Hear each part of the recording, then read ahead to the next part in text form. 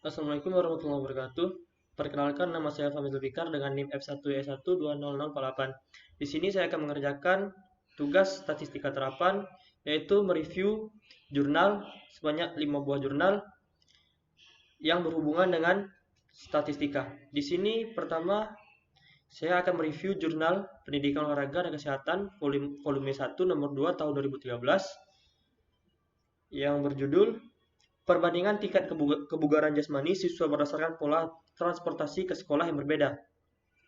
Studi pada kelas 8 SMP Negeri 3 Sampang oleh Muhammad Solihin, S1 Pendidikan Jasmani, Kesehatan dan Rekreasi, Fakultas Ilmu Keolahragaan, Universitas Negeri Surabaya.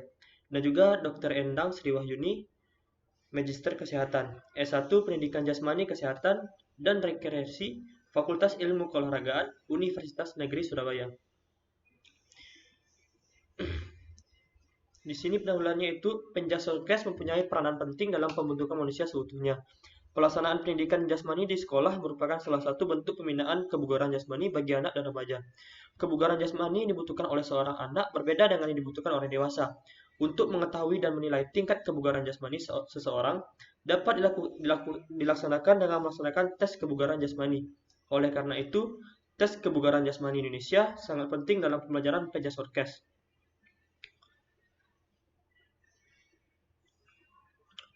Pada bagian pendahuluan, di sini memiliki pendidikan mempunyai peranan penting bagi setiap manusia karena dapat mengembangkan kreativitas, berpikir kritis, cakap, terampil, dan dapat mengembangkan dirinya dalam hidup. Pendidikan di Indonesia beragam bentuk bidang studinya. Salah satu di antaranya adalah pendidikan jasmani, olahraga, dan kesehatan atau Penjasorkes.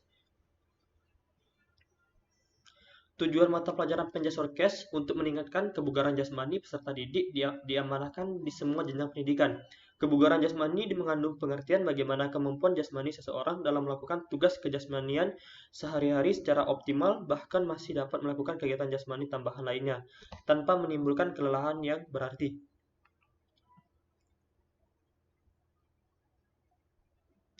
Di sini, jurnal ini menggunakan metode, yaitu dalam penelitian ini termasuk penelitian non-eksperimen dengan pendekatan deskriptif kuantitatif.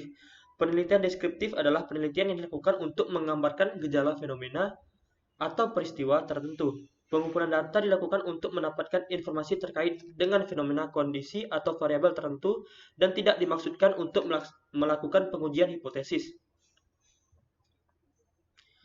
Populasi dalam penelitian ini adalah seluruh siswa kelas 8 SMP Negeri 3 Sampang yang berjumlah 252 siswa yang terbagi menjadi 8 kelas. Masing-masing kelas berjumlah 31 sampai dengan 32 siswa.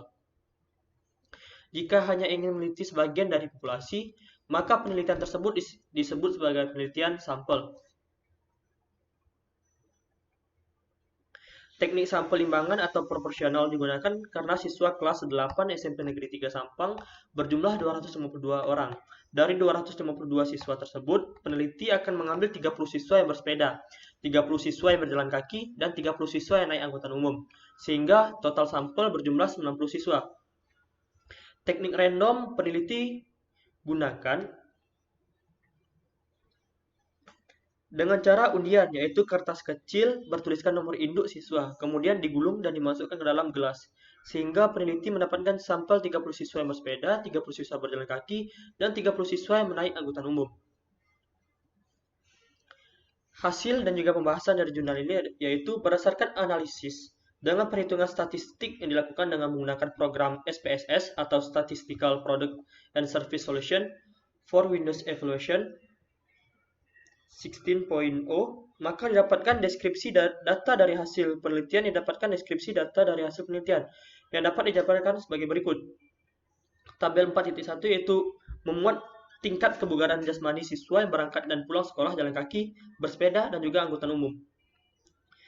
Untuk rata-rata siswa yang berjalan kaki di sini 12,7, untuk bersepeda yaitu 15,7, dan juga angkutan umum yaitu 13,3. Standar deviasinya itu yaitu 1,622 untuk pejalan kaki, yang untuk pesepeda yaitu 2,269 dan juga yang naik angkutan umum yaitu sebesar 3,207. varians atau S kuadratnya yaitu 2,631 untuk pejalan kaki, 5,151 untuk pesepeda, dan juga 10,286 untuk angkutan umum. Nilai terendah dari pejalan kaki yaitu 9, pesepeda yaitu 10, dan juga angkutan umum yaitu 8.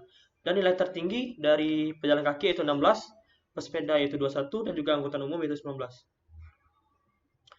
Berdasarkan analisis tabel 4.1 di atas, maka dapat diketahui bahwa tingkat kebugaran jasmani siswa yang berangkat dan pulang sekolah dengan jalan kaki memiliki nilai rata-rata terbesar, yaitu senilai 12,7, nilai standar deviasi sebesar 1,622, dan nilai varian sebesar 2,631, dengan nilai terendah sebesar 9, dan nilai tertinggi sebesar 16.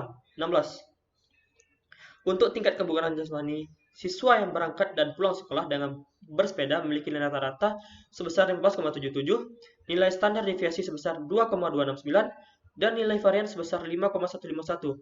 Seperti yang saya jabarkan di atas tadi. Dari hasil analisis beserta penjelasan di atas, maka dapat diasumsikan bahwa terdapat perbedaan yang sangat signifikan antara tingkat kebugaran jasmani siswa yang berangkat dan pulang sekolah dengan jalan kaki, bersepeda, dan juga naik angkutan umum. Yang pertama yaitu syarat hipotesis. Uji hipotesis dilakukan berdasarkan hasil tabulasi data yang diperoleh dari hasil tes kebugaran jasmani. Kemudian data tersebut diolah dan dianalisis secara statistik untuk menguji hipotesis yang sudah diajukan sebelumnya. Hal-hal yang perlu dilakukan untuk mengetahui uji hipotesis dalam analisis penelitian ini adalah sebagai berikut, yaitu uji normalitas.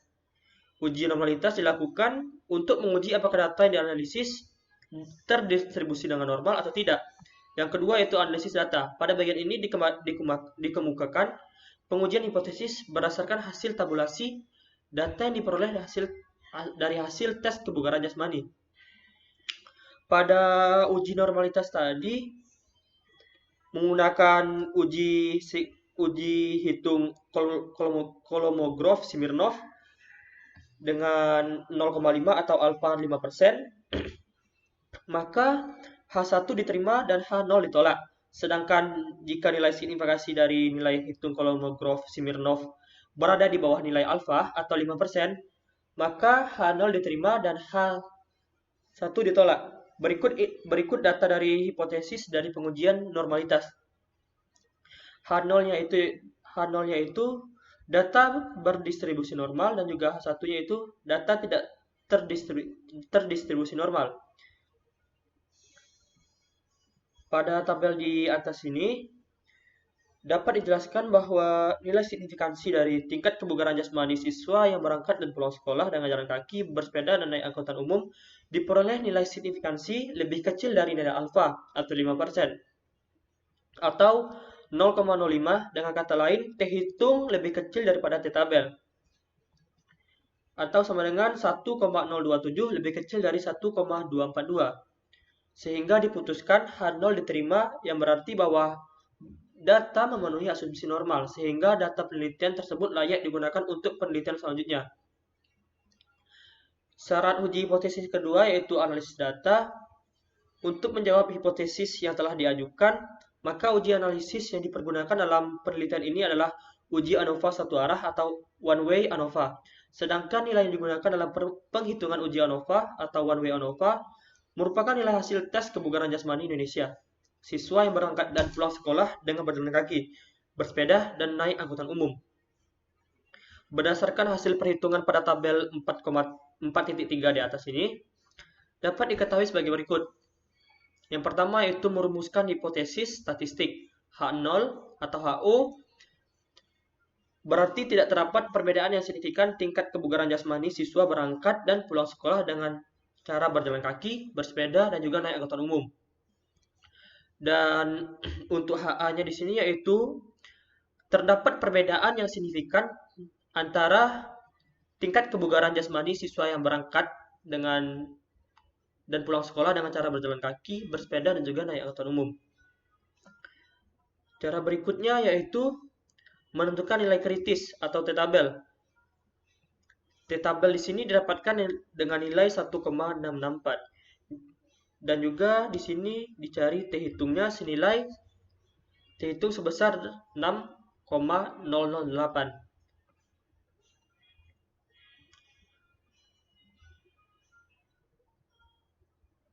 dan didapatkan hasil dari hasil analisa uji one way ANOVA atau uji ANOVA satu arah, didapatkan nilai T hitung lebih besar daripada T tabel. Dengan kata lain, bahwa terdapat perbedaan yang signifikan tingkat kebugaran jasmani siswa yang siswa berdasarkan pola transportasi ke sekolah yang berbeda pada SMP Negeri 3 Sampang.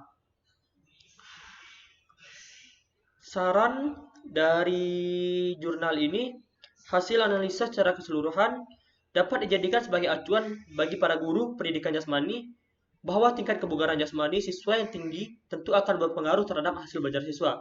Dan juga guru pendidikan jasmani dapat memotivasi siswa untuk aktif dalam kegiatan jasmani dan olahraga di sekolah ataupun di luar sekolah dengan sungguh-sungguh.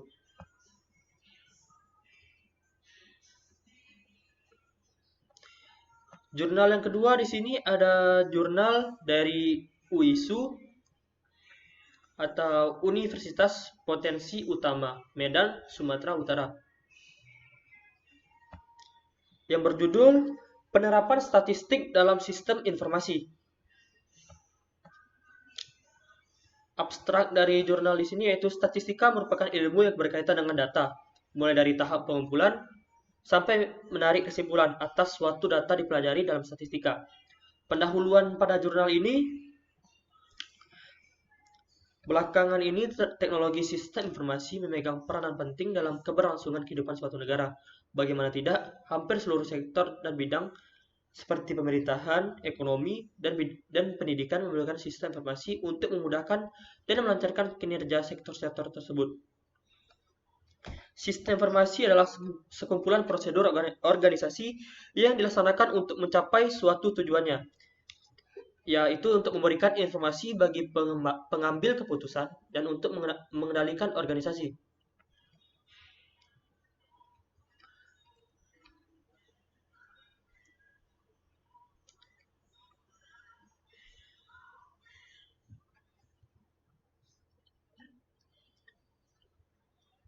Statistika dalam sistem informasi. Beberapa pakar membedakan sistem informasi ke dalam sistem informasi geografis atau SIG atau SIG dan sistem informasi akuntansi atau SIA.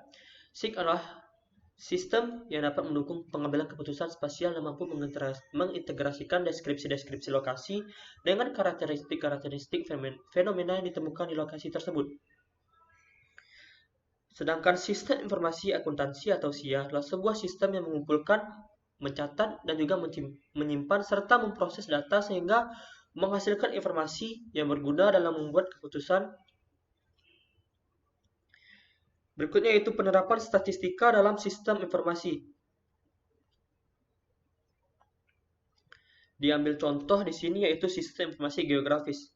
Misalnya pencitraan ketinggian suatu daerah dalam sistem operasi geografi. Langkah pertama dan data ketinggian suatu wilayah kita kumpulkan. Seperti pada tabel 1 pada tabel 1 di sini. Dan juga gambar 2 yaitu grafik ketinggian tanah. Di sini adalah rumus untuk mencari simpangan baku dan juga varians. Tabel kedua yaitu data ketinggian tanah dan juga volume barat tanah. Tabel ketiga itu tabel bantuan regresi. Maka di sini dapatkan alfanya sebesar 1,133.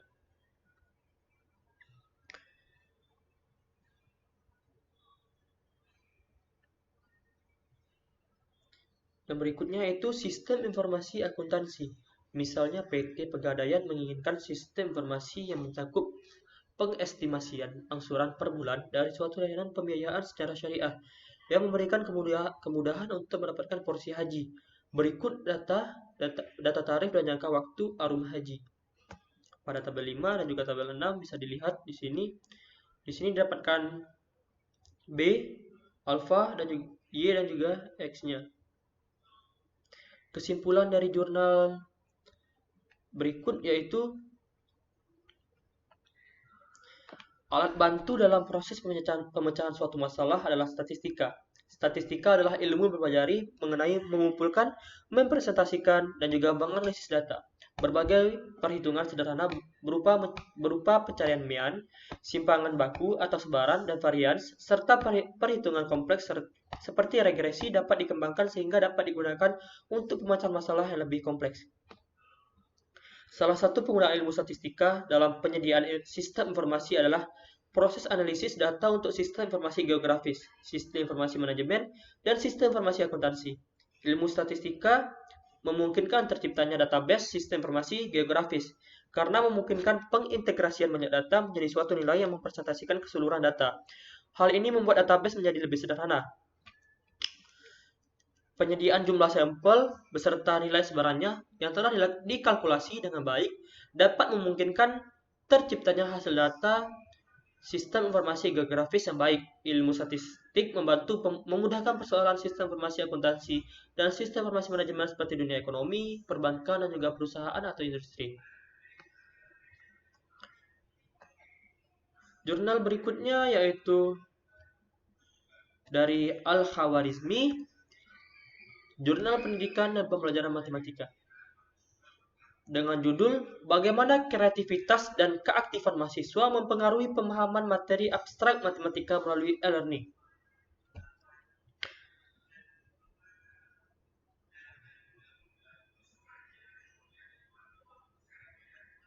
Dengan abstraknya di sini yaitu penelitian ini bertujuan untuk mengetahui pengaruh kreativitas dan keaktifan mahasiswa terhadap pemahaman materi abstrak matematika pada mata kuliah analisis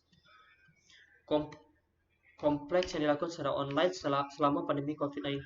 Penelitian ini menggunakan pendekatan kuantitatif dengan jumlah sampel sebanyak 56 mahasiswa semester 6 tahun 2019-2020. Teknik pengambilan sampel menggunakan purposive sampling, sedangkan hasil analisis menggunakan analisis varians 2 jalur yaitu two-way ANOVA.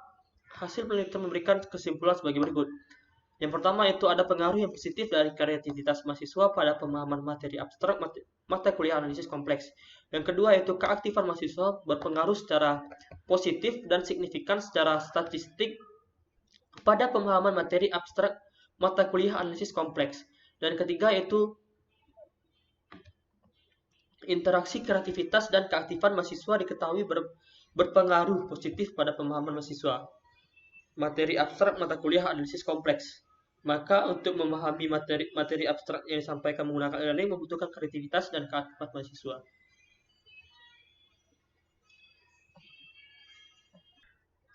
Baiklah, selanjutkan. Pendahuluannya di sini yaitu COVID-19 adalah penyakit menular yang disebabkan oleh virus corona jenis baru. Pandemi COVID telah menyebabkan beragam kepanikan, salah satunya di tingkat perguruan tinggi. Perubahan drastis dalam proses pembelajaran yang dialami oleh mahasiswa sangat mungkin mempengaruhi hasil belajar mereka. Oleh karena itu, perlu dilakukan analisis yang mendalam tentang pemahaman mahasiswa yang belajar menggunakan sistem e-learning. Tujuan utama penelitian ini adalah untuk menganalisis pengaruh dari kreativitas dan keaktifan mahasiswa terhadap pemahaman mereka pada materi matematika yang bersifat abstrak yang dipelajari melalui sistem e-learning. Beberapa penelitian yang mengkaji tentang relasi antara kreativitas dan keaktifan terhadap hasil belajar matematika yang bersifat abstrak telah dilakukan. Internet mempunyai potensi yang besar dalam pembelajaran daring, baik sebagai sumber belajar, media, maupun mendukung pengelolaan proses belajar mengajar.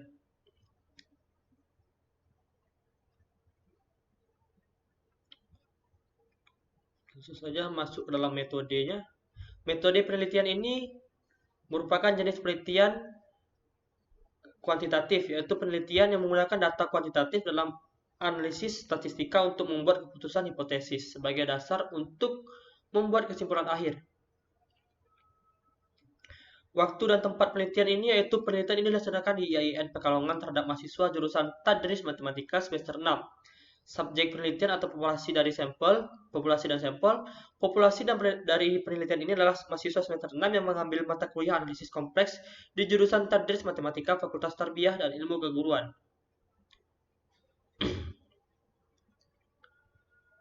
Ukuran sampel dalam penelitian ini diambil dari pendapat Krajii, di mana dalam pengambilan sampel didasarkan atas kesalahan 5% atau 0,05.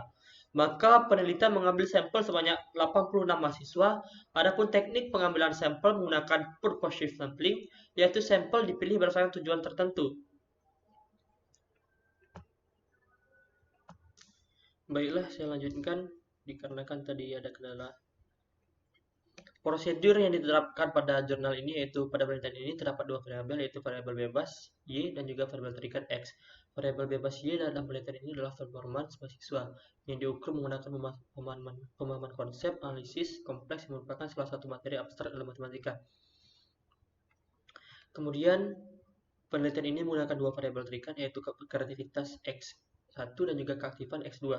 Variabel kreativitas mahasiswa X1 diukur berdasarkan cara kreativitas mahasiswa dalam mengerjakan soal-soal yang berkaitan dengan analisis kompleks. Adapun variabel keaktifan mahasiswa X2 diukur berdasarkan peran dan keaktifan mahasiswa selama proses pembelajaran online mata kuliah analisis kompleks. Beberapa indikator keaktifan yang dijadikan acuan dalam penelitian ini adalah kehadiran keaktifan dalam pemberian feedback terhadap argumen yang diberikan dosen, keaktifan menjawab pertanyaan dosen secara sukarela, keaktifan bertanya tentang materi kuliah. Sumber data, instrumen, dan juga teknik penggunaan data. Penelitian ini dilakukan dengan pengambilan data berupa instrumen tes, kreativitas, dan observasi keaktifan mahasiswa. Data yang diperoleh berupa data hasil tes dan observasi, selanjutnya data dianalisis dan disimpulkan. Setelah itu kesimpulan dapat maka akan diperoleh hasil akhir berupa nilai dan hasil kreativitas dan keaktifan mahasiswa.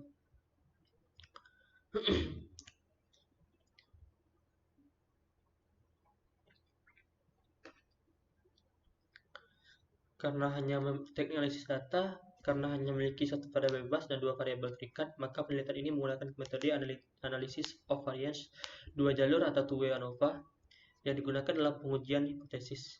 ANOVA dua jalur adalah pengujian ANOVA yang didasarkan pada pengamatan dua kriteria, di mana setiap kriteria dalam pengujian ANOVA mempunyai level. Untuk menggunakan ANOVA dua jalur, beberapa asumsi persyarat harus diuji terlebih dahulu, yaitu populasi penelitian ini harus berdistribusi secara normal dan memiliki varians yang homogen. Adapun model matematis ANOVA dua jalur dengan interaksi antar faktor adalah sebagai berikut. XIJ sama dengan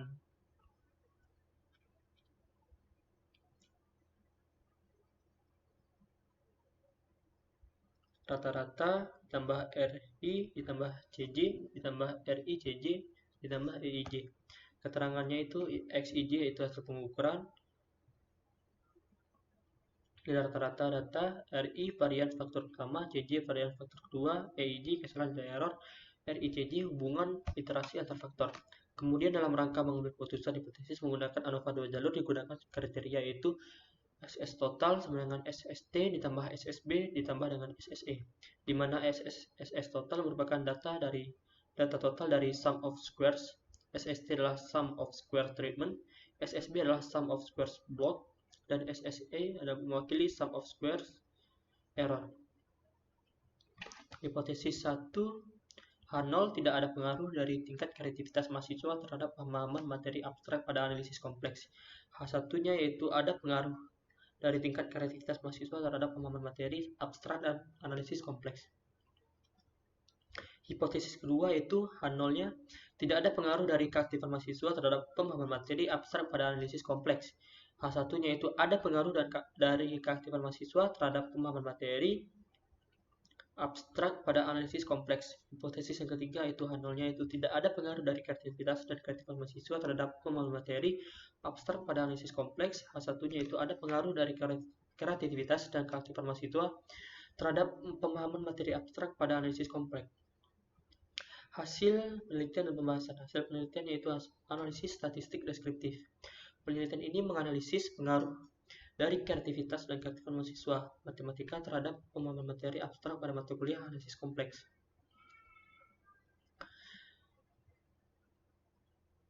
Gambaran umum mahasiswa yang menjadi sampel dalam penelitian ini adalah sebagai berikut. Sebagian besar responden berjenis kelamin perempuan yaitu 85% dibandingkan dengan responden yang berjenis kelamin laki-laki yaitu 15%. Rata-rata usia responden dalam penelitian ini adalah 21 tahun, di mana responden yang paling muda dan paling tua secara berurutan adalah 20 tahun, 20 dan 23 tahun. Kemudian penyebaran responden berdasarkan variabel tingkat kreativitas mahasiswa X1 dapat dilihat pada gambar 1 di bawah ini.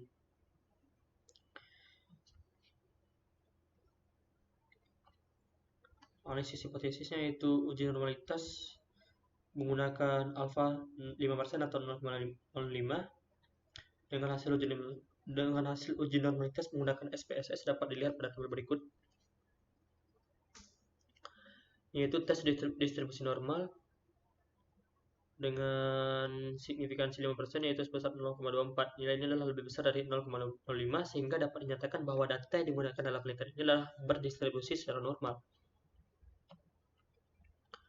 Uji homogenitasnya yaitu berdasarkan uji homogenitas pada tabel 2 dapat diketahui bahwa nilai signifikan 0,05 nilai signifikan lebih kecil dari 0,05 yaitu 0,00 sehingga disimpulkan bahwa populasi berasal dari populasi yang heterogen atau tidak sama.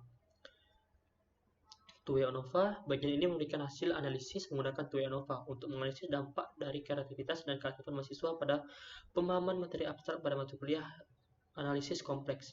Output SPSS analisis two-way ANOVA diberikan pada tabel 3 seperti pada gambar pada tabel pada layar ini. Berdasarkan hasil analisis two-way ANOVA, pengaruh sumbangan variabel independen X terhadap variabel independen Y diketahui memiliki nilai signifikansi yaitu 0 yang berarti kurang dari 0,05. Maka model yang digunakan dalam penelitian ini dapat dikatakan valid secara statistik. Dengan kata lain, perubahan variabel dependen tanpa perlu dipengaruhi keberadaan variabel independen. Artinya tanpa ada pengaruh variabel dependen dapat merubah nilainya. Uji post hoc pada analisis of variance ANOVA dilakukan ketika hipotesis adalah menolak H0, yang berarti bahwa ada perbedaan bermakna pada kelompok digunakan dalam analisis. Hasil uji post hoc-nya di sini itu ditampilkan pada tabel berikut. Perbedaan rata-rata yang signifikan secara statistik ditunjukkan dengan signifikansi yang kurang dari 0,05. Hasil uji post hoc pada tabel 4 diketahui bahwa tingkat kreativitas mahasiswa pada kategori tidak baik memiliki perbedaan rata-rata yang signifikansi dengan kategori yang baik, di mana perbedaan rata-ratanya sebesar 9,58. Sedangkan untuk kreativitas mahasiswa pada kategori tidak baik dan cukup diketahui nilai signifikansi sebesar 0,42. Artinya signifikansi lebih besar daripada 0,05, maka hasilnya itu tidak signifikan. Kemudian dari tabel 4 juga diketahui bahwa tingkat kreativitas mahasiswa pada kategori cukup dan kategori tidak baik memiliki perbedaan yang signifikan karena nilai signifikan sebesar 0,01. Perbedaan rata-rata untuk kedua kategori ini diketahui sebesar 7,31.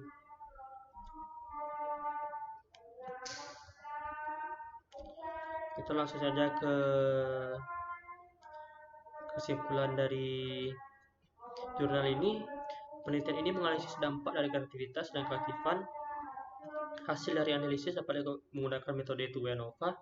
Berdasarkan hasil penelitian dapat disimpulkan bahwa tingkat kreativitas mahasiswa mempengaruhi pemahaman materi abstrak pada mata kuliah analisis kompleks. Kemudian hasil analisis juga menunjukkan bahwa keaktifan mahasiswa selama proses pembelajaran menggunakan e-learning berpengaruh terhadap performance mahasiswa dalam memahami konsep abstrak pada mata kuliah analisis kompleks. Selain itu, hasil analisis mengindikasikan adanya interaksi antara tingkat kreativitas dan keaktifan mahasiswa pada pemahaman konsep abstrak pada mata kuliah analisis kompleks. Kita lanjut ke jurnal berikutnya, itu analisa varians atau ANOVA dalam penelitian kesehatan. Ini artikel. Pendahuluan di sini untuk mengerti perbedaan mean dari dua sampel atau kelompok biasanya menggunakan t-test. Akan tetapi banyak penelitian di bidang kesehatan yang tidak hanya semata-mata mempunyai dua sampel atau dua kelompok, melainkan 3, 4, 5, bahkan lebih dari itu. Apabila suatu penelitian mempunyai 3 sampel, maka t-test yang akan dilakukan adalah 3 kali, yaitu sampel 1 dengan sampel 2, sampel 1 dengan sampel 3, dan sampel 2 dengan sampel 3.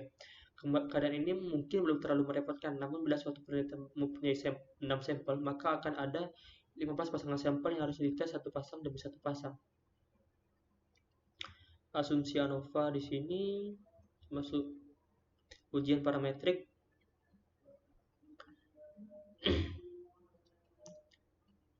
Langsung saja ke sini menghitung mean kuadrat,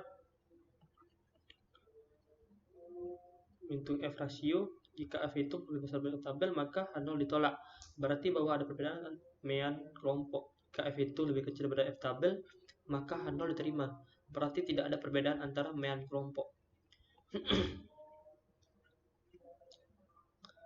Di sini ada contoh perhitungan ANOVA.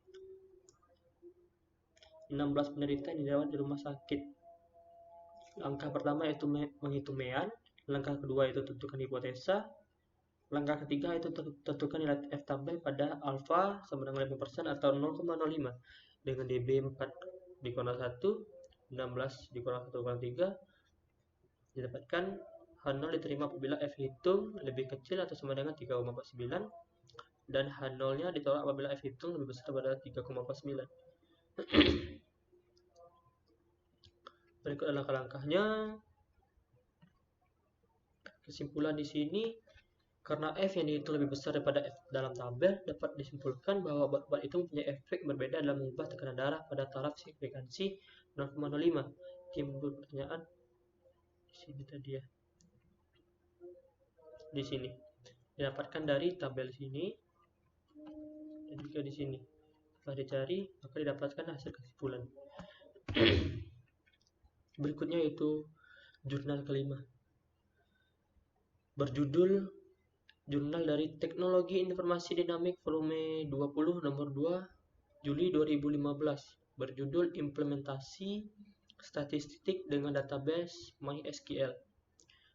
Dari Rina Chandra Nursanti dan Sri Eniyati. Program Studi Teknik Informatika Universitas Stikubang, Semarang. Pendahuluannya di sini, statistika deskriptif adalah metode-metode yang berkaitan dengan pengumpulan dan penyajian suatu gugus data sehingga memberikan informasi yang berguna. Di sini langsung saja ke metode penelitian. Metode penelitian yang pertama yaitu metode pengumpulan data. Metode pengumpulan data dalam penelitian ini menggunakan metode studi pustaka yang merupakan teknik pencarian dengan melakukan pencarian data lewat literatur yang terkait, misalnya buku-buku referensi, artikel, materi, diklat, dan lain-lain seperti meminjam buku referensi masalah statistika, deskriptif, dan pemrograman Delphi dari Perpustakaan Kampus Universitas Stikubang, Semarang. Dan metode kedua yaitu metode pengembangan sistem. Metode yang digunakan dalam penelitian ini adalah metode prototype. Tahap yang digunakan pertama itu analisa, kedua itu desain, ketiga itu pembuatan program, dan juga keempat itu evaluasi, dan yang terakhir yaitu hasil. Landasan teori yaitu rekayasa perangkat lunak, pengertian apa itu RPL, dan juga ada di sini ada statistik. Pada umumnya orang tidak membedakan antara statistik dan statistika. Kata statistik berasal dari kata Latin yaitu status yang berarti negara. Pada awalnya, kata statistik diartikan sebagai keterangan-keterangan yang dibutuhkan oleh negara dan berguna bagi negara. Misal keterangan mengenai jumlah warga penduduk suatu negara, keterangan mengenai usia penduduk suatu negara, keterangan mengenai pekerjaan penduduk suatu negara, dan sebagainya. Perkembangan lebih lanjut menunjukkan bahwa penelitian statistik merupakan suatu kumpulan angka-angka, misalnya statistik kelahiran, statistik hasil pertanian, statistik penduduk, dan sebagainya. Yang pertama di sini ada data tunggal. Data acak atau data tunggal, data yang belum tersusun atau dikelompokkan. Di sini ada contoh datanya, data pengukuran hasil tinggi badan siswa kelas 2 SMA 10. Yang kedua itu data kelompok. Data kelompok adalah data yang tersusun, yang terkelompokkan ke dalam kelas interval. Data kelompok disusun dalam bentuk distribusi frekuensi atau tabel frekuensi dengan rumus. Yang ketiga nilai hitung rata, keempat nilai median, 5 itu varians, yang keenam itu nilai standar deviasi tersebut baku. Di sini ada ukuran kerucungan, ada ukuran kemiringan, Delphi dan MySQL. Hasil pembahasan dari ini adalah analisa dan perancangan sistem implementasi objek atau use case diagram, implementasi sistem. Sepertinya jurnal kelima ini tidak membahas tentang statistika atau metode-metode. Saya akan menggantinya sebentar, Bapak. Oke, baiklah, Bapak. Di sini saya lanjutkan untuk mengganti jurnal kelima saya yang tadi agak keliru. Di sini saya sudah menyiapkan jurnal ke-6 saya, yaitu Jurnal Nominal Volume 4 nomor 1 tahun 2015.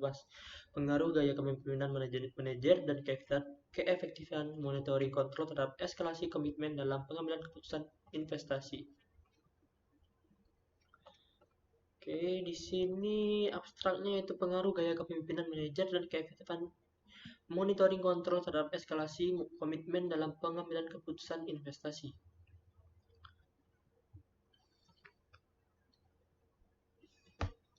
Pendahuluannya di sini yaitu peran manajer sangat berpengaruh dalam pengambilan keputusan untuk keberlangsungan perkembangan perusahaan terutama pada proyek investasi. Pengambilan keputusan atau decision making menjadi salah satu faktor penentu keberhasilan atau kegagalan seorang manajer dalam menetapkan pilihan untuk melanjutkan atau menghentikan proyek investasi. Langsung saja ke metodenya. Metode penelitian di sini menggunakan tempat dan waktu penelitian. Penelitian ini dilakukan pada bulan Desember 2014 sampai dengan bulan Januari 2015. Penelitian ini dilaksanakan di Magister Akuntansi Fakultas Ekonomi dan Bisnis Universitas Gadjah Mada UGM. Desain penelitian ini merupakan jenis penelitian eksperimen atau faktorial lengkap seimbang atau balance complete factorial experiment dengan desain eksperimen faktorial 2x2 between subject. Penelitian ini berjumlah 92 mahasiswa. Penentuan ukuran sampel penelitian sebenarnya ini peneliti menggunakan metode GAI dengan sampel minimal 15 partisipan tiap kelompok kasus. Teknik pengumpulan data, jenis data yang digunakan dalam penelitian ini adalah data primer. Teknik analisis data itu ada pilot test. Yang kedua itu ada statistik deskriptif, uji validitas reliabilitas. Yang ketiga, yang keempat itu ada uji normalitas, yang kelima itu uji homogenitas, yang enam ada uji hipotesis. Hasil dari penelitian dan pembahasan di sini dilihat pada tabel di sini. Ada dua kategori jenis kelamin penelitian sebenarnya yaitu laki-laki dan juga perempuan. Tabel 4 menjelaskan bahwa partisipan yang sudah bekerja berjumlah 40 partisipan dan belum bekerja 29 partisipan. Kita langsung saja ke hasil penelitian. Di sini juga hasil uji homogenitas, hasil uji hipotesis. Pembahasan hasil hipotesis juga ada di sini. Ini sudah baik.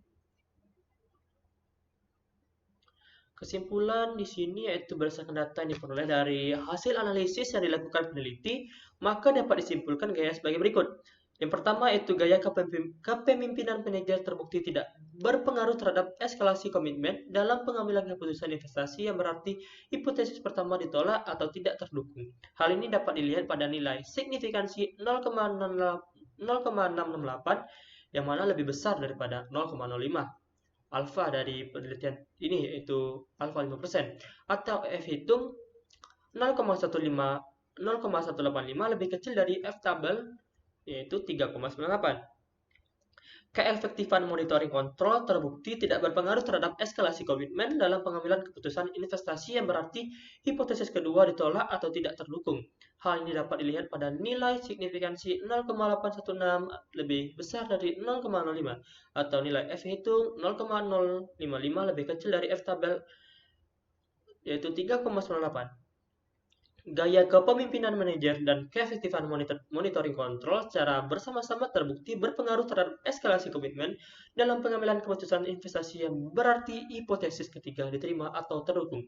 Hal ini dapat dilihat pada nilai signifikansi 0,044 lebih kecil atau sama dengan 0,05 atau nilai F hitung 4,226 lebih besar dari F tabel besar dari 3,98.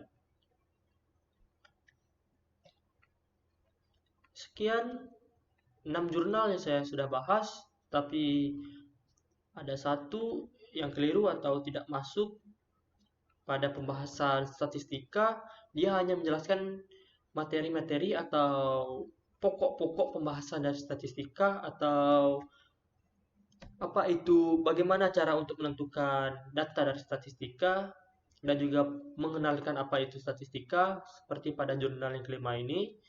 Maka daripada itu saya mencari pengganti untuk jurnal kelima ini, yaitu jurnal ke-6 dengan judul tadi yaitu pengaruh gaya kepemimpinan manajer dan keefektifan monitoring kontrol terhadap eskalasi komitmen dalam pengambilan keputusan investasi.